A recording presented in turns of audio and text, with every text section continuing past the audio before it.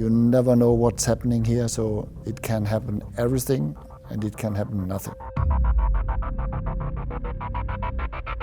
It's a major highlight of the season, so winning it is the premium goal you have and you're working for year after year. The race had been postponed to autumn. We did not know what we can expect.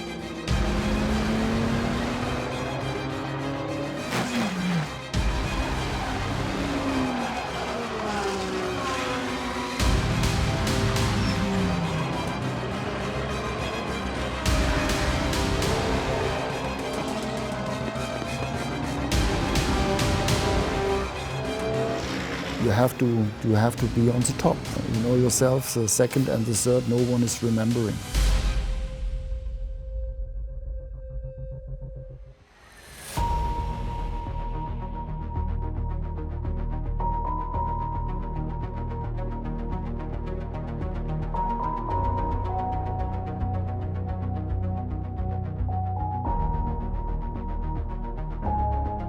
It's for me the most important race we can do, still.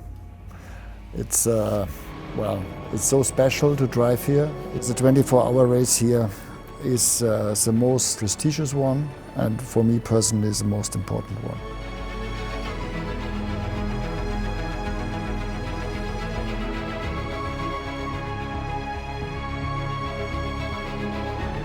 We did not know what we can expect. This is the magic of Nürburgring, I think, and from the Green Hill.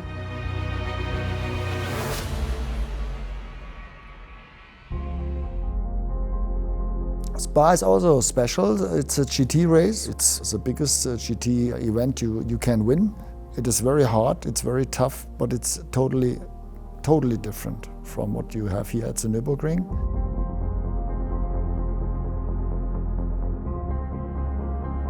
So Spa is a fantastic race, but different. I mean, every track has its own charm. Spa is louder, it is extremely fast. This is really a challenge for all the strategic decisions that you have to make.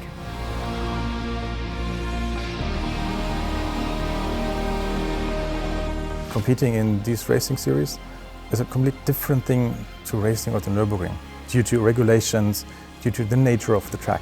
Spa is a much harder work for the team to get these 24 hours to manage this. ROWE Mineralwerk is a family company, and so my father and we are always in close contact together, and I knew that he's thinking about founding his own racing team. I think he wanted to win one time. Besides that, there's nothing more authentic for a producer of lubricants, motor oils, gear oils and stuff like that to have a racing team. We decided to do it ourselves because we also do a lot of testing and development of products, lubricants. Everything that we do here during the races, we use that knowledge that we gain from that, and it flows back to our research and development department. This is very important for us. Of course, the challenge was to find the right people for founding, and with Hans-Peter Naundorf we were really very lucky to find such a great person. We started in two very small backyard garages. For the first year it was incredible.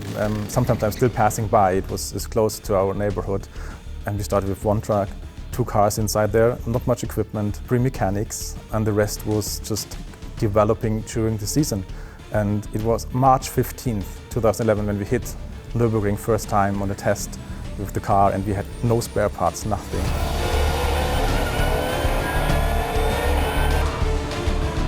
But then it was growing, it was rolling, we got the right people together. We won our first race here at the wheel end.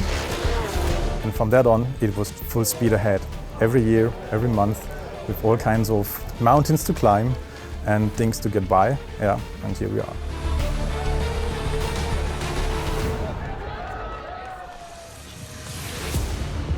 The switch to BMW in 2016 was a major switch for the team and for its then quality which we built up through that process. The first really big one was winning Spa. The team, the drivers, everyone involved in this program did very well the 4 weeks before this event and on the event. It's our first year with BMW with a very new GT3 car, and then winning the race was very astonishing for ourselves. And this was something, it gave you an extra kick, because you win the first time, you know you can do it. It's something different than you believed you can do it.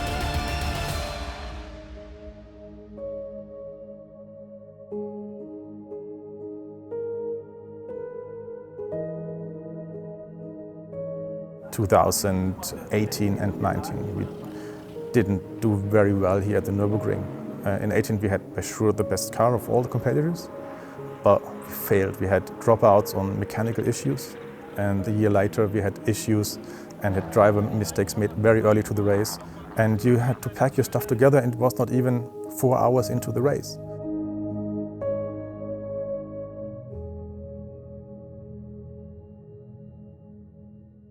On the world's most challenging motor racing circuit around the world, this is the 50th anniversary of the Nürburgring 24 hours. You know, I always go into such a weekend and make myself believe I'm able to win. And that's what I want to tell my team as well, and the drivers as well. And so we did it in 2020. I'm a realistic optimist, so my expectations were, mixed feelings, I would say. When you come to a race, your expectations are everything and nothing. We're underway for 2020, down the hill, a real plummet downhill. The start is always something where a lot of things can happen. This is going to be very tricky indeed for the first few hours. At the very beginning, especially with the drivers, you have to make everybody aware that a race is not won the first 4 hours. Be safe, don't make any accidents, and then find performance from hour to hour. Maybe it sounds a little bit weird, but the whole race went as it was scripted by us. So you go into a race like this with a plan A, plan B, maybe plan C on strategy. And I think about 24 hours before the event started on Saturday, we knew about weather conditions coming up, and we had a plan for that.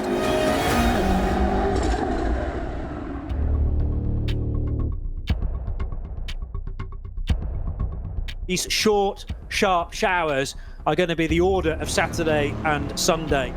The predictions for the weather were not really good, so we expected a race with a lot of rain, many hours of racing in the darkness. The team, they were chilled and frozen to the bone, and I think all the drivers were really exhausted because it was so challenging for them. The side was not good, and there were many accidents.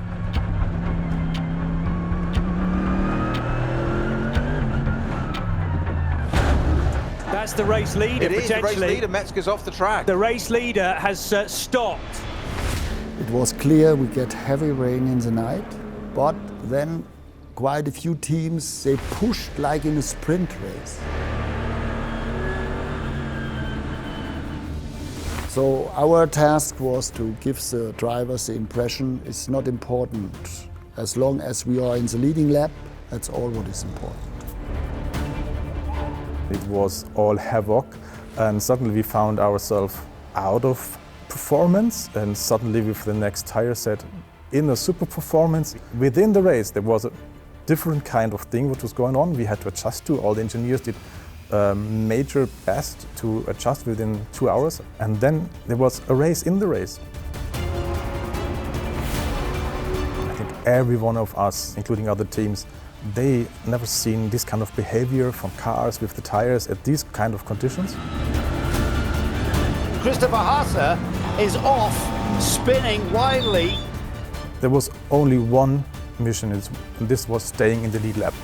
Staying in the lead lap before we have the red flag. That means 40 seconds off pace. You have to stay on track with the car. No touching, no contact, no mistakes from your side. Red flag is being put out on the start-finish straight. Conditions on the track becoming too dangerous.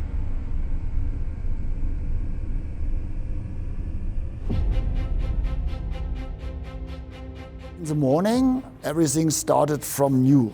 And then we were really ready for that. The team knew exactly what to do. Going to be a race start at 8 o'clock local time and no sooner. Safety car will initiate effectively the restart of the race, and hopefully we'll be racing within a lap, maybe 2 laps of that safety car. I would not want to sit in the car during the restart with all the water spray. I mean, you barely saw anything. We are racing again at the 24 hours of the Nürburgring. It's the 48th edition of this fabulous race. You need to have the right drivers, and the drivers need to believe in the team and the decision of the team, and the team need to believe in the decisions the drivers make outside. So everybody needs to have a respect and understanding, and you need to know what your drivers are capable of. One can do better in this condition, other can do better in other conditions, and so all these things, they just come together in one piece.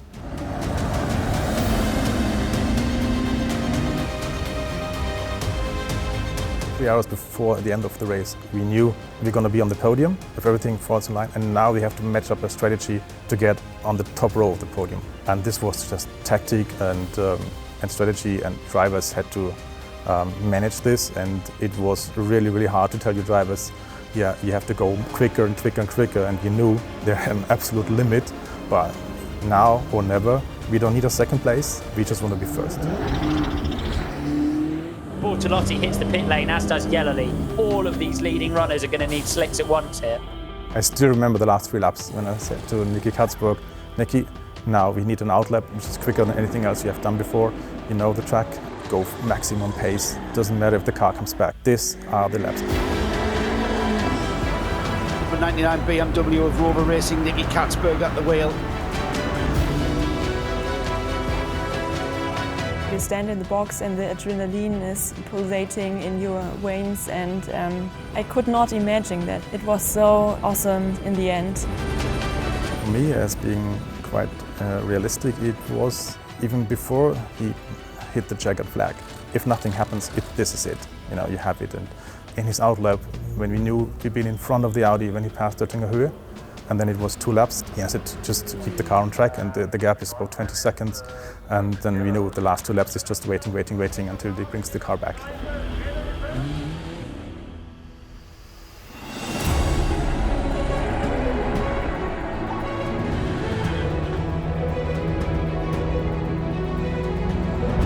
And then for the final time, Nicky Katzberg will come into view of his crew very shortly, and he will see the checkered flag, the winners, ROWE Racing. Everybody's crying, everybody is screaming, shouting, everybody says, hey, congratulations. It's just happening, it's just a wave. It's very, very hard to describe. It's just all kinds of emotions. Sometimes you just have a blink of all what happened in the last 10 years, and then you come back to reality, you say, oh, you have to go on the podium. It's really crazy, and you will never forget this feeling.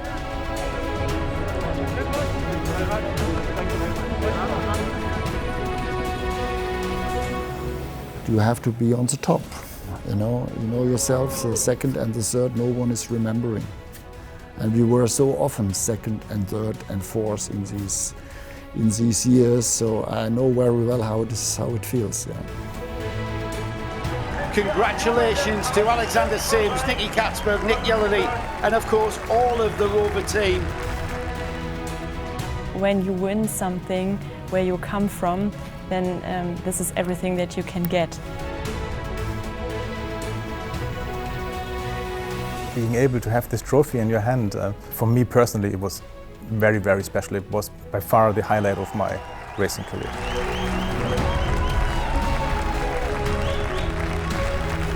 And now in Spa, and I said, well, we will do it again. I had a very good feeling.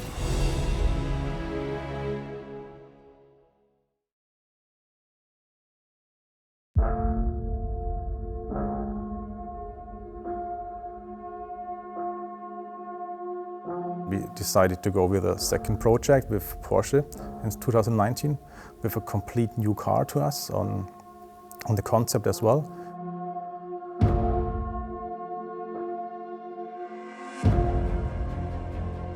Well, it was a pretty tough time because 2 24-hour races within 5 weeks, only 3.5 weeks for preparation is pretty tough. But coming into this event, we know we had a driver lineup in, for me, currently one of the best GT3 cars. Our driver lineup was just perfect. With Tandy, Bamber and Fondor, I mean, that's the best you can have in the Porsche squad.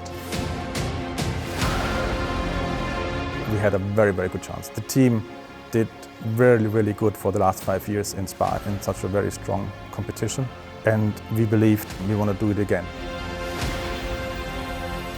For 2020, Total 24 Hours of Spa, and we go racing. 56 cars piling down in treacherous conditions. Maybe we not been starting from the desired position, but the characteristics of Spa and how the race goes down, it's not important to start from pole position. A few spots of rain at the beginning of the race. By the time we got into the first in, it was still clearly slick weather territory. Spa in the beginning was a little bit also like the Nürburgring race. You know, you have always teams who are pushing like hell in the beginning, and you just have to make sure that nothing happens. Unfortunately, I could not attend Spa due to the COVID-19 restrictions. So with my 2 boys, I was watching the race on the screen. Then I also had contact to the team, but it is very difficult if you are not at the racetrack to understand what is going on. The wind is blowing very strongly. The weather could be about to change, and if you look on the camera lens, there is a lot more moisture, John. When the light goes, it goes quickly at Spa in October. Anyway, looking into the darkness, you know, the heart of darkness, with 21 hours and 21 minutes to go. We came into the night, and then the night you have to survive. Massively flat out. Look at this, the kpm speed, just lifting slightly. Continuing slippery and treacherous conditions, hit from behind. Spa, the tension is even higher because you easily can make a mistake which costs you the race on tactics or on a lot of things. And you always have to understand the whole situation on track, what's going on. You have to react to others as well, and they have a different attitude on this. We tried to sort out things. We tried to make the drivers faster and faster, develop the car with the tires, and get closer to the speed of the top. Into total darkness, the track continuing to try a little. Don't lose a lap, don't fall behind on strategy, but there's a lot of things you can play around Spa on strategy, and the team did a very good job on this. Routine of pit stops and tyre changes continued relentlessly for the crews. Full course yellow in 20 seconds. Full course yellow period, and a chance for the leaders to pit without losing too much time. We had a good car, managed to make a really good strategy call with taking the full course yellow, and I think we were the only one. Then we could do the short fuel stop and jump to the front, and once we got to the front, pace was good. Now the rain comes again, and we're still trying to survive the night, but it's really good they're up front, and hopefully we see the daylight. Looked at the weather, there's 40 to 50% chance of rain at the moment at Spa, and looking at the lap times have sort of dropped around 5 seconds-ish.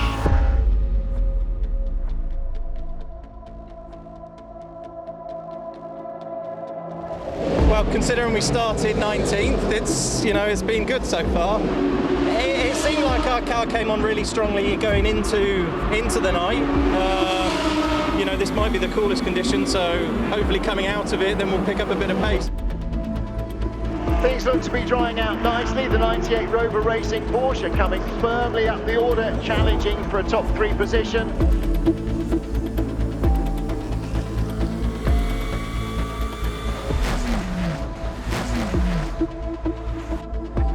So Nick Tandy did come into the pits. Now, he had half a stint in hand, like a slightly illogical thing to do. However, they did bring him back out in second place.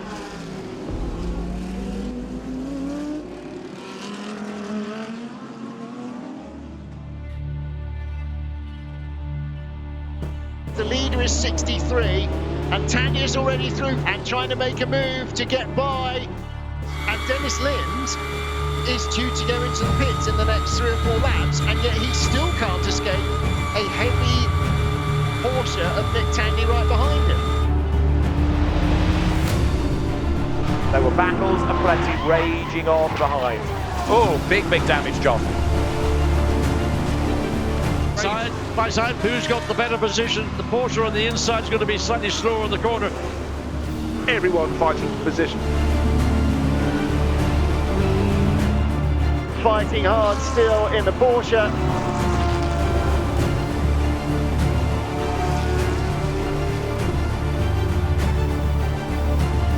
And what Nick Tandy did the last 2.5 hours, you know, that was really a really great job.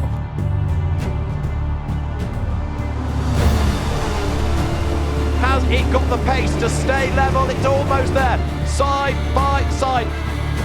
But he might be on the wrong side of the X, but Tandy has got the long way around and taken the position. Porsche goes through.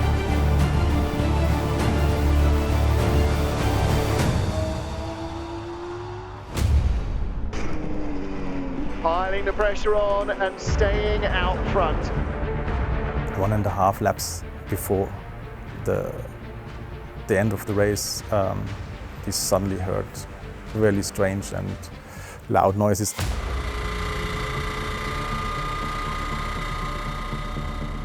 It was really surreal. And then this noise, it was really loud and noisy, you know. It could be only the gearbox. Tandy clearly has a problem. You can see how nervous they are. I heard that noise, but I did not know what is happening.